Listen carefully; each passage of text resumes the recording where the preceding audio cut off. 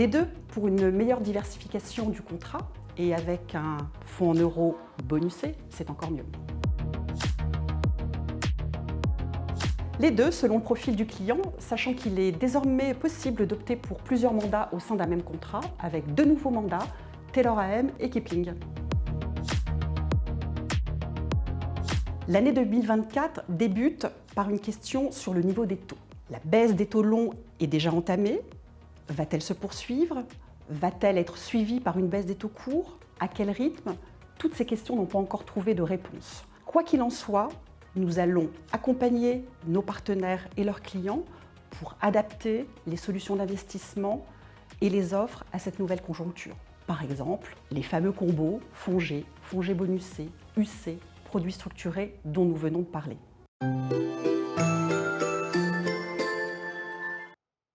Bonjour Zamila. Bonjour Nicolas.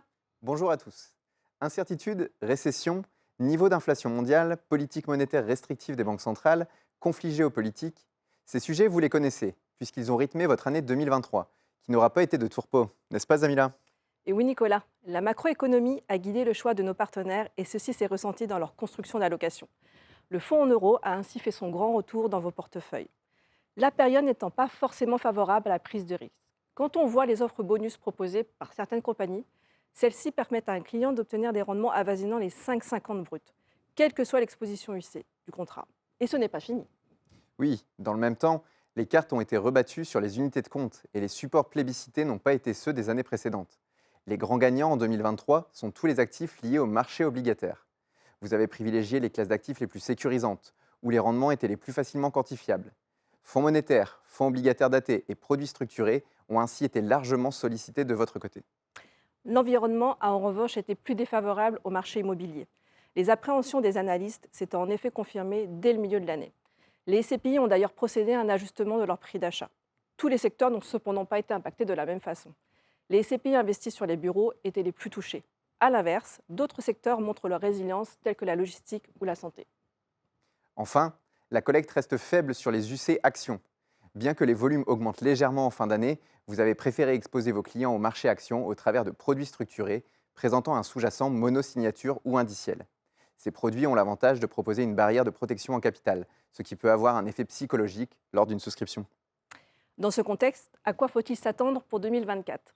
Les premières projections montrent que les économies développées devraient être plus pénalisées cette année, plusieurs d'entre elles étant appelées à rentrer en récession, comme l'Europe au premier semestre et l'économie américaine probablement vers le milieu de l'année. La croissance, elle, devrait en revanche être plus présente dans les pays émergents. L'inflation, pour sa part, devrait poursuivre sa baisse, tant aux États-Unis que dans la zone euro. Les nombreuses échéances électorales à venir seront aussi un facteur à prendre en considération, notamment en Russie, en Grande-Bretagne, au Parlement européen et aux États-Unis. Les investisseurs anticipent d'ores et déjà les premières baisses de taux, notamment sur le second semestre. Ceci pourrait permettre un retour des flux sur les actifs les plus dynamiques, comme les fonds actions sectoriels. Tous ces facteurs vont faire de 2024 une nouvelle année de défis dans la construction de vos allocations. Nous ne doutons pas que vous saurez prendre les décisions appropriées pour repositionner dans le bon timing le portefeuille de vos clients. N'est-ce pas, Nicolas ? Évidemment, et en cas de besoin, toute l'équipe de l'ingénierie financière Norcia se tient toujours à votre disposition pour échanger sur vos constructions d'allocations d'actifs ou sur les besoins qui pourraient être les vôtres en termes de nouveaux référencements.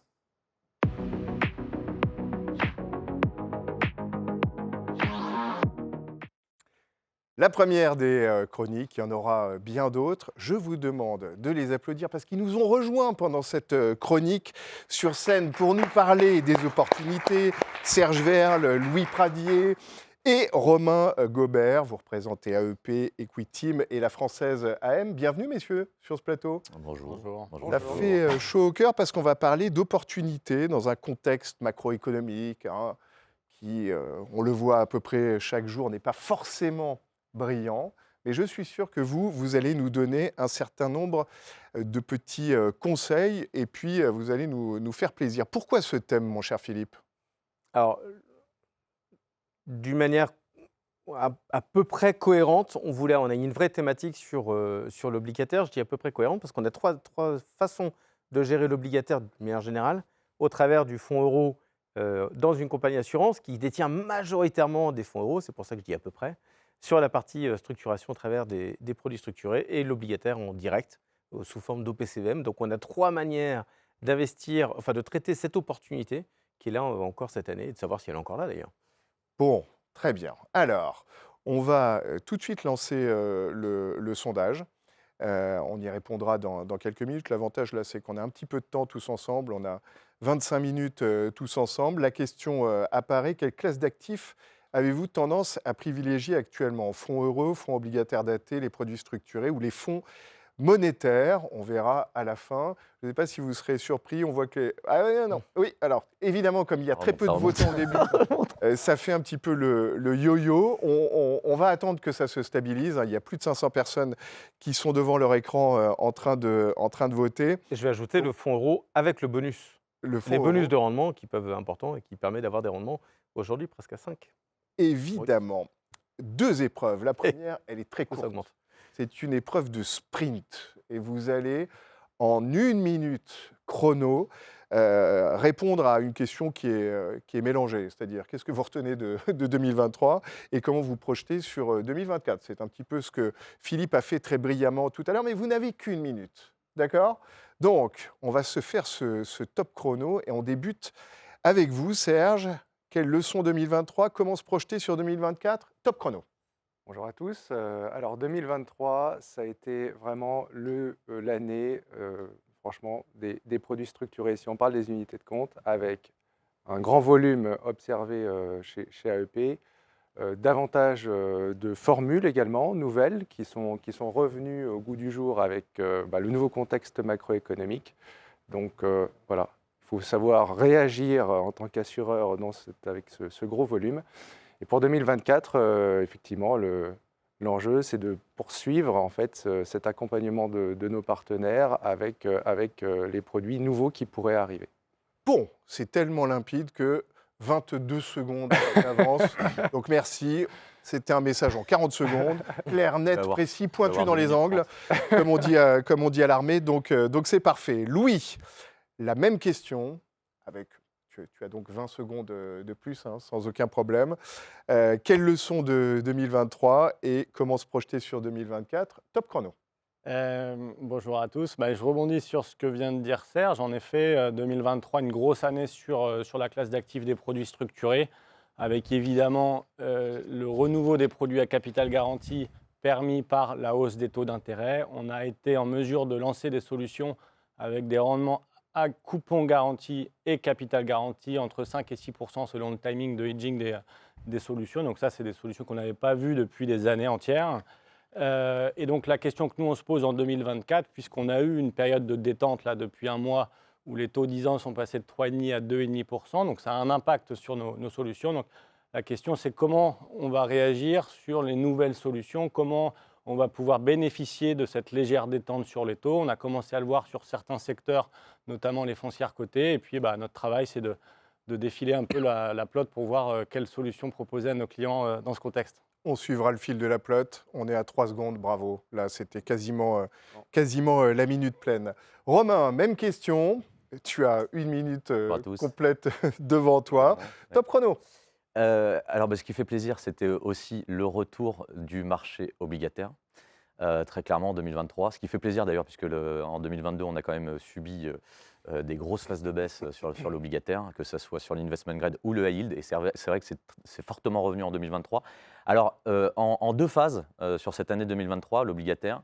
La première, c'est qu'on a eu évidemment hausse des taux, on a eu ensuite stagnation des taux sur la première phase de l'année. Ce qui s'est passé, c'est vrai il y avait des opportunités en fait sur l'obligataire. Le problème, c'est qu'il y avait assez peu en fait d'émissions primaires. Ça, c'est la première chose. Et puis, dans une deuxième partie, je dirais les 3 derniers mois de l'année, on a eu un rallye sur l'obligataire. 10 secondes. Hein. Oui, bien sûr, je les ai. Un rallye sur l'obligataire, et on va voir si justement ce rallye va se poursuivre en 2024. Voilà, c'est un peu l'idée aujourd'hui. Bon, bravo. Obligataire. Vous avez tous été parfaits. Vous n'êtes pas sortis des rails du chronomètre. Je suis sûr que ça vous intéressera. On a encore un long moment de débat à venir. Mais regardez, elle vient juste d'arriver dans les locaux de TF1, la grande entrée de TF1. C'est notre conférencière Virginie Guyot. Cette femme est absolument sidérante. C'est la première femme qui a été d'abord pilote de chasse envoyée sur des opérations, notamment en Afghanistan, et ça a été la première leader de la patrouille de France. Elle va venir pendant 40 minutes nous raconter cette expérience et vous verrez que c'est vraiment incroyable. Bon, on se retrouve pour la deuxième partie du débat juste après une petite pause publicitaire.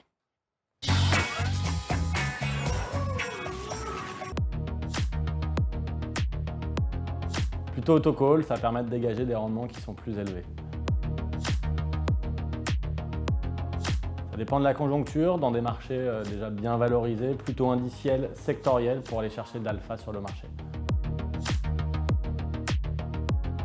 Les deux, évidemment, même si le MIT, c'est un événement majeur pour nos partenaires CGP et on serait ravis d'y retourner l'année prochaine.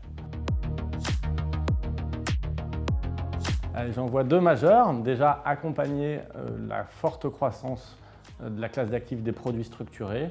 On cherche vraiment à être innovant et sélectionner les meilleures offres, trouver les innovations pour diversifier les allocations de nos clients. Il y a beaucoup d'opportunités, notamment sur le marché des taux d'intérêt. Et puis, on va chercher aussi à déployer encore plus massivement notre plateforme digitale de suivi des produits structurés, Kiops. Encore une fois, c'est un outil de conquête pour nos partenaires auprès de leurs clients finaux. Voilà, c'était la pub de Louis qu'on retrouve sur le plateau. Deuxième partie, elle va être un petit peu plus longue, une vingtaine de minutes. Ce qu'on a baptisé la battle. Il va falloir que vous rivalisiez, messieurs, d'arguments. On voit que vous êtes relativement alignés jusqu'à maintenant. Mais vous avez pratiquement 8 minutes chacun pour faire valoir vos arguments. Et dans cette battle, c'est Philippe qui pose la première question. Alors, on a parlé des opportunités sur le marché obligataire, donc de savoir si encore aujourd'hui il y a des opportunités sur ce marché-là. Et je vais faire le parallèle aussi avec les produits structurés, parce qu'il y a une énorme, tu en as parlé Serge, énorme production de produits structurés, énorme quantité de produits référencés. Je crois qu'on est à 350 produits structurés référencés chez toi, sur le contrat Norcien, sur l'année 2023. Donc avec des rappels qui sont attendus sur 2024. Donc est-ce qu'il faudra rôler ce produit structuré, on en fait un nouveau ou un ancien, par rapport à un ancien, ou est-ce qu'il faut faire autre chose? Et c'est la question que je te pose aujourd'hui, Serge. Oui, alors Une question Nelson Montfort, qui est plus longue que la réponse. Oui, donc en effet, on a observé chez AEP depuis plusieurs mois la production de structurés, donc de nouvelles générations, mais qui sont finalement assez simples. Hein. Ce sont des produits structurés à taux fixe, donc qui délivrent des coupons régulièrement. Et qui sont apparus au fur et à mesure que les taux ont pu remonter. Et en effet, ces produits structurés, lorsque l'on regarde bien les conditions, il y a en effet cette option de callabilité qui est franchement systématique dans ces produits et qui peut s'activer dès la première année au gré de l'émetteur. Donc l'émetteur dit, voilà, ce produit structuré qui devait durer 5 ans, eh bien, en effet, finalement, il va durer 1 an. Ça peut arriver si les taux se mettent en effet à rebaisser, puisque pour l'émetteur, il peut rembourser cette dette qui lui coûtait cher et reprendre une nouvelle dette à taux plus faible. On n'y est pas, la baisse des taux. Alors, je sens que Louis a quelque chose à dire. Voilà, je vais laisser Louis répondre très vite. Mais en effet, aujourd'hui, nous, en tant qu'assureurs, on doit rester vigilant sur ce type de produit et voir aujourd'hui, après 1 an, puisque ça fait à peu près 1 an que les premiers produits sont arrivés et que donc ces options vont pouvoir aujourd'hui être activées par les émetteurs, est-ce qu'elles vont l'être? Oui ou non? Donc ça, c'est sur les produits structurés de taux, principalement. Produits structurés de taux, très simple, à taux fixe sur 5 ans, 6 ans, ce genre de produits-là.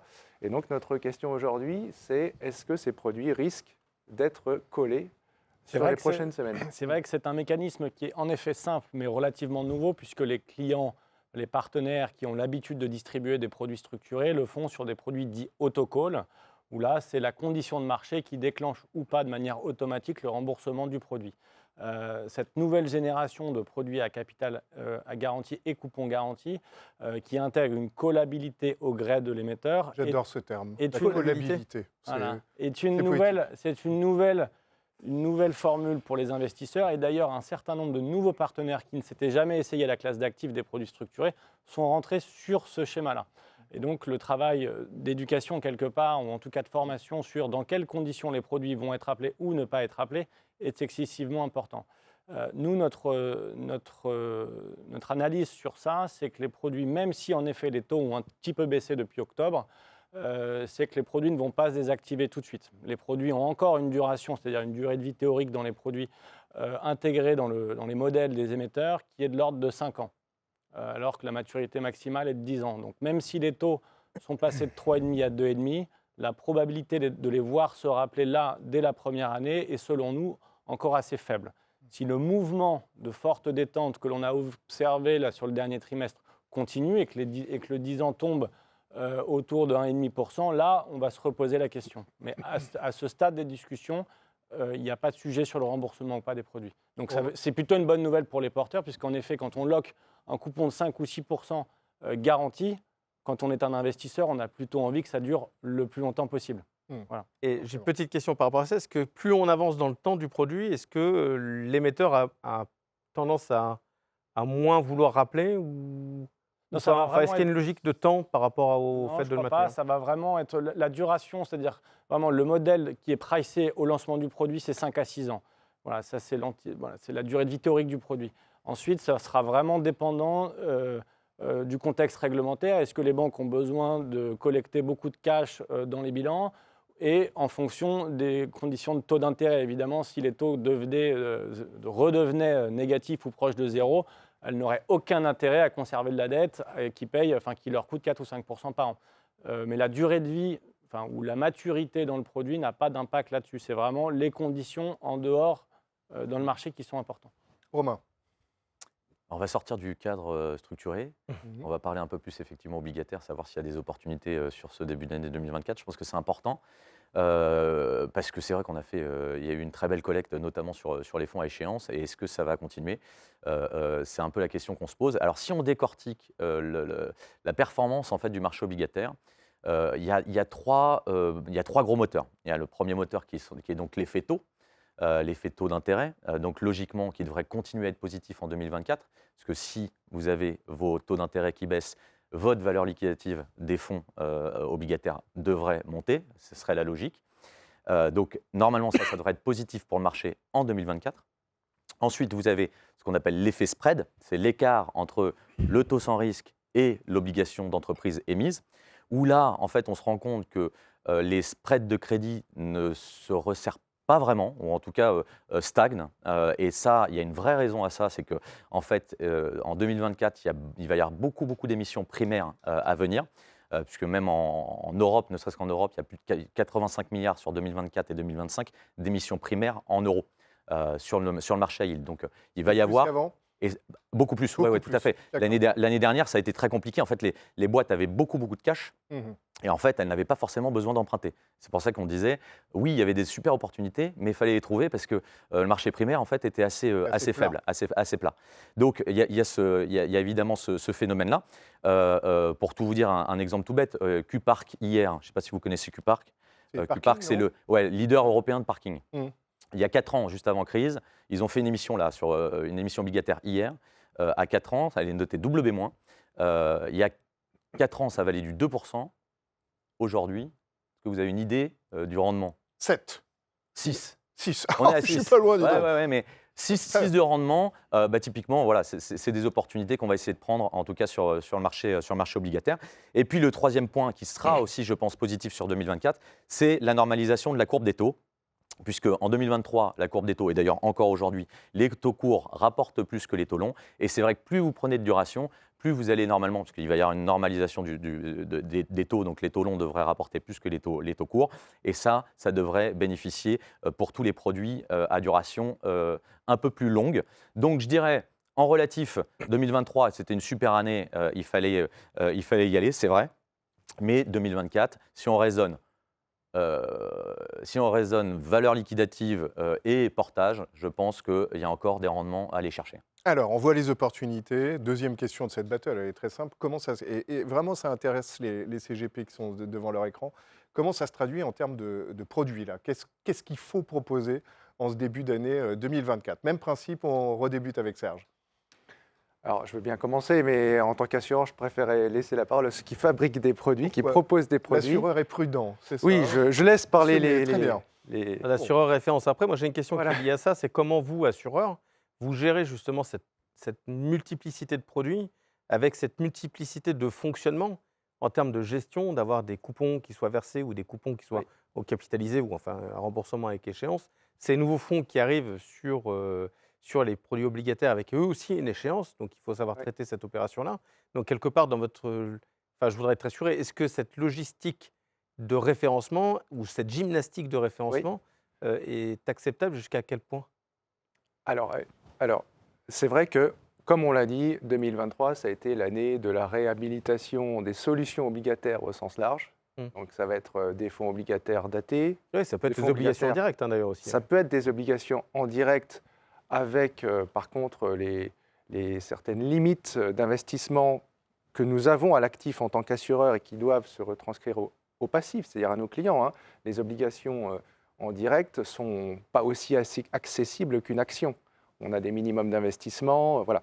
Donc, c'est vrai que cet univers d'investissement qui s'est largement étoffé en 2023, il a mis sur l'assureur davantage de charges, de pression. Il faut comprendre les produits, il faut savoir les analyser, savoir si ces produits sont éligibles dans le cadre de l'assurance vie, s'ils ne poseront aucun problème, bien sûr, dans nos chaînes de gestion. Hein, lorsque tu disais les coupons, il faut bien que les coupons soient intégrés. Voilà. Tout ça, il faut qu'effectivement l'assureur sache le gérer. Et c'est la raison pour laquelle, dans cette phase de référencement que fait l'assureur, tous ces contrôles sont effectués. C'est-à-dire, est-ce que le produit est éligible? Est-ce qu'il va pouvoir être correctement géré dans les chaînes de gestion de l'assureur? Vous y répondrez au fil de l'eau, mais on a une question de Jean-Christophe Boisdin. Comment se comportent les valeurs liquidatives en cours de vie de ces structurés? Donc, vous allez nous parler d'ailleurs Sur les produits de taux, oui. de vos produits. Très bien. On a le point de vue de l'assureur. Louis. Non, mais je reconnais que pour les assureurs, c'est un travail massif que répondre présent. Très joli. Assureur, massif. J'ai beaucoup aimé ce jeu de mots. Adéquation, adéquity, assureur, bien, massif. Bravo. Le nombre de produits à référencer augmente chaque année de l'ordre de 50%. Si je parle juste d'Equiteam, l'année dernière, on a fait plus de 1000 produits, à peu près la moitié en assurance vie. Donc, c'est autant de flux qui sont à gérer par nos partenaires assureurs. Et surtout, c'est une classe d'actifs qui est évolutive avec en permanence des nouveaux indices, des nouveaux mécanismes, des nouveaux émetteurs, etc. Donc, je dois reconnaître que les assureurs, même si parfois on se bataille un peu pour savoir est-ce que notre produit sera éligible ou pas, la réalité, c'est que dans les faits, les assureurs répondent présents et nous permettent de... Et tu as à ta droite un des assureurs qui est le plus référence le flex plus exact sur la partie référencement, et donc il y a les outils adéquats. Equiteam existe depuis 2007. Depuis très longtemps, on travaille avec Norcia et on travaille depuis très longtemps sur le contrat Panthea, qui est le contrat AEP de Norcia, qui est un des précurseurs sur le référencement des EMTN. Donc, je ne peux qu'aller dans ce sens-là. Je redonne quelques chiffres. 350 produits référencés en assurance vie et plus de 1000 en compte titre. Je crois qu'on est à 1200 exactement. Donc, quelles conséquences sur le marché de cette détente sur les taux qui, je rejoins Romain, selon notre analyse, devrait continuer. Alors, sur une forme de plateau, on ne s'attend pas à ce que les taux rebaissent d'1%, mais même si sur le 10 ans, on oscille entre 2,70 et 2,20, c'est des zones qui vont nous permettre de tirer des opportunités sur certains secteurs de marché. Depuis tout à l'heure, on parle beaucoup des produits à capital garanti. On va continuer à en proposer, peut-être sur des formes un peu différentes ou en allongeant la duration pour avoir un peu plus de rendement. Mais le marché action aussi va nous permettre d'aller chercher des opportunités structurées. C'est un peu notre jeu d'aller chercher le meilleur à l'instant T. Donc la base est obligataire puisque c'est un titre de créance d'une banque d'investissement. Mais derrière, le contrat va pouvoir pointer sur le sous-jacent de notre choix. Et donc là, notre questionnement et notre conviction de début d'année, il porte principalement sur les foncières cotées qui ont vraiment lourdement souffert depuis 5 ans et qui aujourd'hui nous offrent des valorisations qui sont attractives. Je pense à Unibail, à Clépierre, à Vonovia, qui sont certes en train de rebondir un petit peu, mais qui offrent vraiment encore un potentiel intéressant. Et donc là, on va se proposer de faire des produits plus classiques, type autocall, avec un remboursement anticipé si le titre est positif ou nul, ou même avec des dégressivités ou des seuils de détachement de coupons à la baisse. Et donc là, on va trouver des rendements entre 10 et 15% selon les produits, donc c'est très attractif. Donc ton conseil, c'est les foncières, Et d'une manière. entre autres. Et, Mais voilà, et peut-être aussi jouer certains segments de la tech US qui vont bénéficier d'un assouplissement de la Fed, et notamment sur les semi-conducteurs. Bon, Nvidia a fortement monté, mais sur d'autres, il y a encore des coups à jouer, selon nous, dans un contexte où l'intelligence artificielle, avec ChatGPT et autres, sont clairement au cœur de toutes les discussions. On en parlera demain de l'intelligence artificielle avec Mistral AI, Voilà. qui est la start-up française de l'intelligence artificielle. est-ce que Cédric O sera sur ce plateau, l'ancien secrétaire d'État au numérique qui est dans Mistral AI là. Tout à fait, ouais. Donc voilà. Romain, conseil, pareil, produit. Côté Top ou obligataire. Hein, pardon. Est-ce qu'on y va encore? C'est ça. Alors déjà quand même, juste avant de parler solution, un rapide point quand même sur le principal risque de l'obligataire, comme on le sait tous, c'est le L'émetteur. défaut des entreprises. Et on pense que les défauts seront contenus en 2024. Ça, je pense que c'est un point Même si on est dans une logique de peut-être récession, avec Alors- aujourd'hui une hausse des taux de défaut qui est visible. Alors, en considère fait, que- justement, ouais, c'est vrai que la récession, elle va être faible. En tout cas, voire, on est en train de se dire plutôt une croissance molle qu'une récession forte. Donc ça va être bénéfique forcément sur les défauts normalement des entreprises. Mais c'est surtout pas ça. C'est surtout qu'en fait, il n'y a pas de mur de refinancement des entreprises, que ça soit aux US ou en Europe. Et donc ça sera forcément bénéfique puisqu'il y a très peu de refinancement de ces sociétés-là sur l'année 2024. C'est vrai que si les taux restent élevés en 2025, là, en 2025-2026, les échéances sont plus lourdes et là, on pourra avoir une salve de défaut beaucoup plus importante. Mais en 2024, ça devrait rester contenu. Après, il est vrai que il va y avoir quand même une méfiance sur le marché, et ça, il faut l'avoir en tête, sur 2024, c'est les émergents. Méfiance sur les émergents. Pourquoi? Parce qu'il y a beaucoup d'échéances électorales qui vont arriver, donc de risques géopolitiques, et notamment 77. aux US, c'est-à-dire 77 échéances électorales dans le monde. Ouais, voilà. C'est Emmanuel Ossian qui. Et 4 milliards de personnes dans le monde seront appelées aux urnes cette année. C'est la première fois qu'il y a une année où il y a autant d'échéances électorales qui sont majeures, Ouais. puisqu'il y a quand même, par exemple, l'Inde ou les États-Unis qui vont voter. Il y a les européennes qui sont très importantes. 4 milliards de personnes, dont nous d'ailleurs, vont se déplacer pour aller aux urnes. Autant dire que la géopolitique mondiale devrait un tout petit peu ça devrait changer bouger. dans les Ça devrait bouger. Le Mexique, effectivement, les émergents, ça va être un vrai sujet. Le Mexique, l'Inde, le Taïwan également. Taïwan va voter. Taïwan qui est quand même. Et on attend le important. résultat avec l'effet de la rampe. Et les US, évidemment, si Trump repasse, forcément, il y aura un impact sur les émergents derrière, c'est sûr. Donc, méfiance, on se méfie là-dessus, en tout cas, nous, à la française. Alors après, sur les solutions produits, je dirais, et j'en ai parlé tout à l'heure, mais continuer le portage sur des échéances un peu plus longues. Donc, la Française Rendement Global 2028 va permettre d'avoir de la convexité et un rattrapage de valeur liquidative qui a commencé en fait sur la fin d'année dernière et devrait se continuer en fait sur cette année 2024. Et puis penser quand même au fonds ouvert crédit. On a un fonds qui s'appelle Crédit Innovation qui est très lié à la technologie, à l'urbanisation, à la démographie. Et ça peut avoir du sens. C'est aller chercher en fait les sociétés high yield d'aujourd'hui qui seront les sociétés investment grade de demain.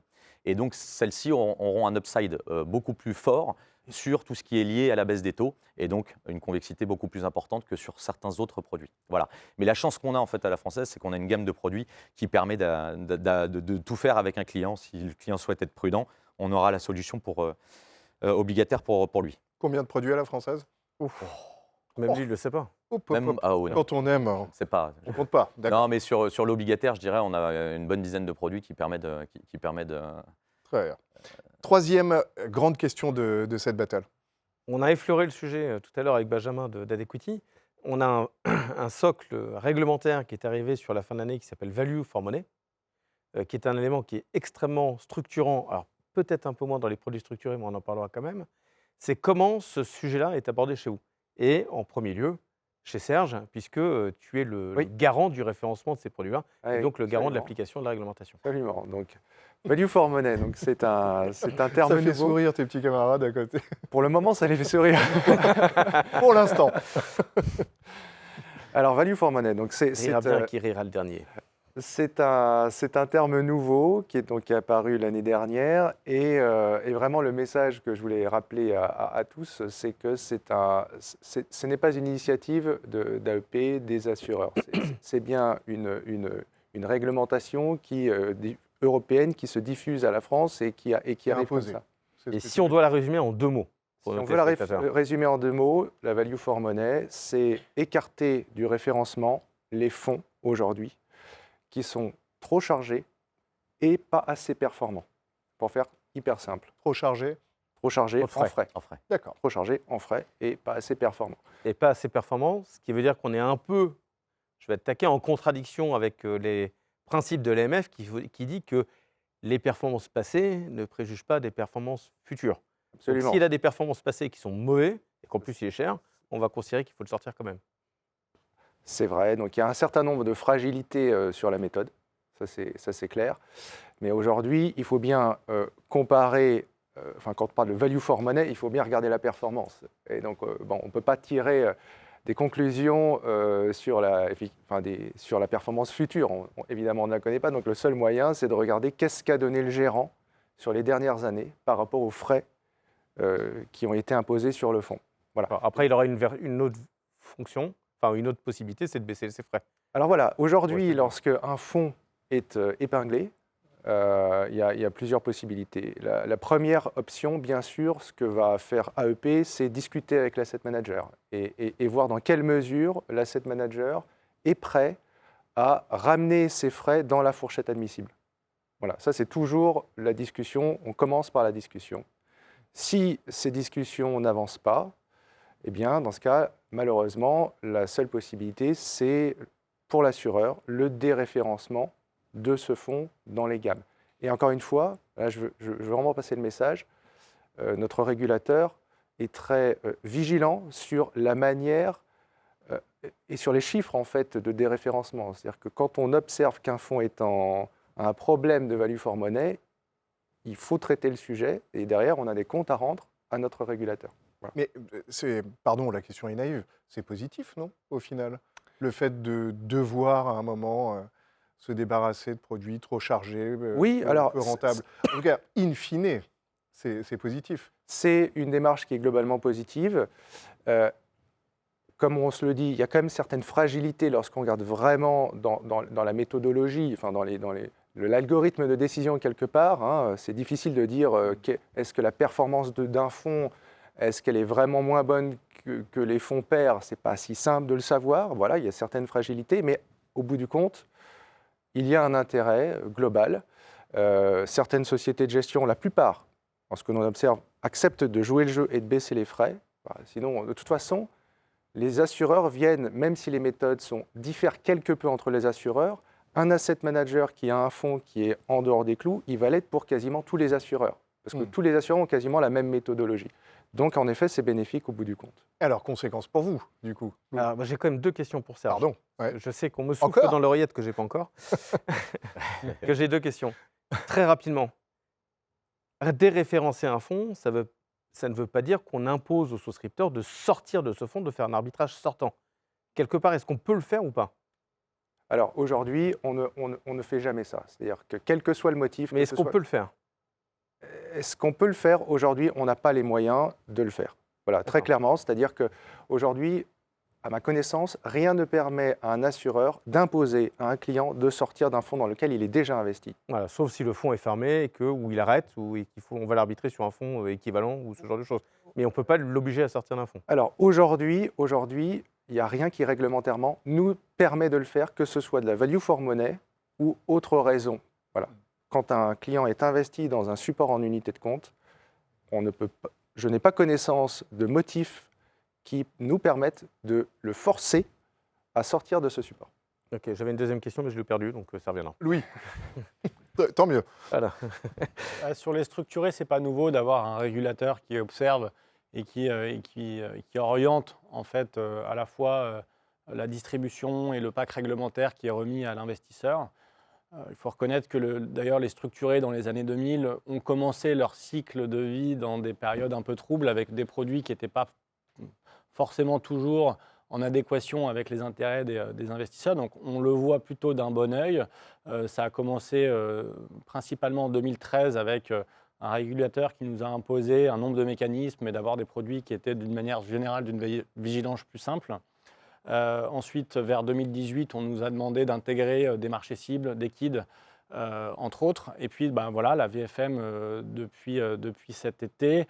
Aujourd'hui, qui est hors champ des structurés, ou en tout cas pas en application directe. On se doute bien que l'année 2024 ne finira pas comme elle a commencé sur les produits structurés. Donc, on a déjà pris le point avec les principaux acteurs de la place sur les produits structurés, avec des discussions pour voir dans quelle mesure nous pourrions être en mesure de mettre à disposition des assureurs des documents qu'on appellerait des tests VFM qui valideraient en fait la performance d'un produit en fonction de sa probabilité de délivrer le rendement et face aux charges qui sont adossées.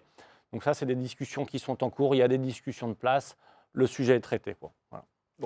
Alors, ce qui veut dire que vous cherchez à vous autoréguler avant que le Value for Money vous l'impose. En fait, le structuré, il a une forme un peu bizarre. C'est-à-dire que la performance, c'est un rendement contractuel. Donc, il faut en fait le pondérer avec une probabilité de le toucher. Les marges de distribution se caractérisent par des upfronts qui sont versés en une fois dans la majorité des cas, peu importe que le produit dure 1 an ou 10 ans. Donc forcément, l'impact, si le produit dure 10 ans ou 1 an, n'est pas le même. Donc il faut essayer de pondérer ça également. Et puis, en fait, la manière dont sont constitués les coûts et charges, les DIC, en fait, divergent d'une banque à l'autre selon les méthodologies, si on est dans une banque française ou anglo-saxonne. Selon si on est sur un risque 7 ou un risque 1, les impacts seront différents. Donc on a tellement de divergence par rapport aux actifs traditionnels que l'on pense qu'une partie des solutions doit venir de l'industrie et d'écosystèmes déstructurés. Sinon, on aura, un peu comme le dit Serge, des recommandations du régulateur qui ne sont pas adaptables à notre méthode de distribution. Bon, la question, en tout cas, intéresse beaucoup, puisque Hugues Riant nous dit « Quid du value for money des fonds structurés ?» Tu as commencé à y répondre, mais Romain, je te laisse compléter avant un mot de conclusion. Côté la française, mais je pense que c'est pareil chez tous les asset managers, puisque c'est un vrai travail qui a été fait par les assureurs en 2023. Nous, on avait passé en revue tout l'ensemble de nos fonds, la française, au regard justement des règles françaises. Données par Value for Money, et puis pour une fois, on peut se féliciter que des règles claires aient été données par rapport à ça. Pas si clair que ça, en fait. Parce qu'en fonction des assureurs, les référencements, ou en tout cas les déréférencements, peuvent être différents. Parce que vous savez que normalement, la limite, c'est être supérieur à 133%. C'est ça. Donc évidemment, on prend ces règles-là. On prend en plus de ça, évidemment, les performances sur 5 ans, je crois. C'est les performances 5 ans historiques. Et effectivement, si on n'est pas dans les clous, il y a des ajustements à faire. Et c'est vrai qu'il y a certains assureurs qui ne prennent pas forcément en compte ces 33%. Ils peuvent jauger entre les 100 et les 133. C'est la particularité de l'assureur français. Comment ? C'est la particularité de l'assureur français, Absolument. c'est qu'il peut y avoir des règles claires, chacun prendra son interprétation. Exactement. Donc, ce qui est assez difficile en fait pour les sociétés de gestion, puisqu'en fonction en fait des assureurs, il y en a qui vont pouvoir faire référencer le produit parce qu'on sera dans les clous et pas forcément les autres. Donc, il s'avère que nous, on n'a eu qu'un fonds ouvert sur la totalité de notre gamme qui a été impacté et on a ajusté les frais. Et maintenant, c'est vrai que ce qu'on fait et ce qu'on essaye de faire sur toutes les nouvelles créations de produits, on prend en compte systématiquement les règles de Value for Money et à chaque fin d'exercice comptable de nos fonds, on révise et on revoit si on est dans les clous sur cette réglementation.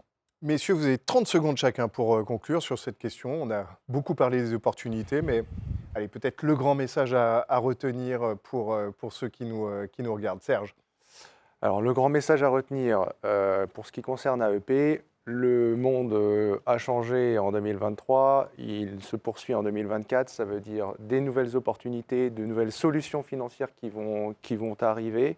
Et notre rôle en tant qu'assureur, là aussi, c'est d'être présent, d'accompagner les partenaires de telle sorte à pouvoir répondre efficacement, rapidement à leurs besoins. Et de rester solide. Et de rester solide.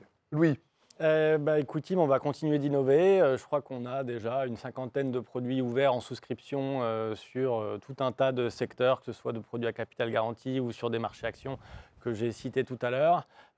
Soyez vigilants, les enveloppes partent vite. Ce sont des produits à fenêtre et à enveloppe limitée.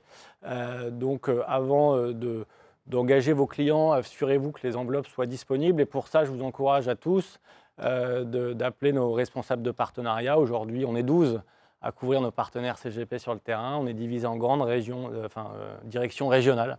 Et donc, toute l'équipe se tient à votre disposition pour vos questions. c'est malin de dire ça. Hein. Nos enveloppes partent vite, soyez vigilants. Enfin, appelez-nous, vous allez voir. Bon, a priori, il en reste quand même quelques-unes, mais victime de votre succès. Romain. Moi, j'ai une grosse profondeur de marché. Donc, vous pouvez y aller. Il n'y a pas de problème. Allez-y quand vous voulez, je serai toujours là. Non, mais nous, notre gamme, c'est bien parce qu'en fait, on a une gamme un peu sur mesure obligataire. Donc, c'est quand même très bien pour chaque client, en fonction des profils de risque du client. Donc, ça, c'est un vrai plus. Je dirais, l'obligataire, oui, ça mérite encore d'être regardé et d'investir peut-être sur les 3 à 6 mois à venir. Puis on verra dans 6 mois comment sera le marché en fonction de la détente des taux. Mais en tout cas, voilà, toute l'équipe, évidemment, Valeurs Mobilières est à votre disposition pour répondre à toutes les questions. Petit mot de conclusion, court. J'ai retrouvé ma question, mais je ne zut. pas. Hein. Pose-la Peu ou pas rapidement. et réponds en C'est même une question temps. pour les deux. Est-ce que dans Value for Money, vous allez loin dans les éléments de comparaison? Action française, action européenne, action Non. pays émergents? La réponse rapide, c'est non. Action. Donc Romain, tu as peut-être la réponse à ta question. Tout à fait. Et puis après, ça va dépendre des SRI qui ont aussi changé cette année. Sur 7, pas sur 10, comme ça personne n'y comprend rien. Merci. Absolument. Alors, serez-vous surpris par le résultat du sondage? À mon avis, non, puisque vous voyez quelles classes d'actifs avez-vous tendance à gagné. privilégier actuellement. C'est gagné. C'est très nettement les produits structurés qui arrivent en tête. On en a beaucoup parlé, 47%. Les fonds obligataires datés et le fonds en euros et les fonds monétaires arrivent vraiment en bas du classement. Aucune surprise. Hein. Eh ben moi, je mettrais une pièce sur le fonds euro pour 2024. Ah, Voilà, toujours, par esprit de toujours contradiction. transgressif, toujours à rebrousse-poil. Bravo. Très bien. Eh ben, c'est un conseil. J'imagine que c'est un conseil pour tous ceux qui regardent. Ils vont se retirer du compte à terme, ça c'est sûr. Ils vont se retirer du compte à terme pour aller vers du fonds euro. Absolument. Ça, c'est sûr. C'est sûr. On vous remercie, messieurs. On vous applaudit. Merci. C'était Merci c'était beaucoup. passionnant. Et effectivement.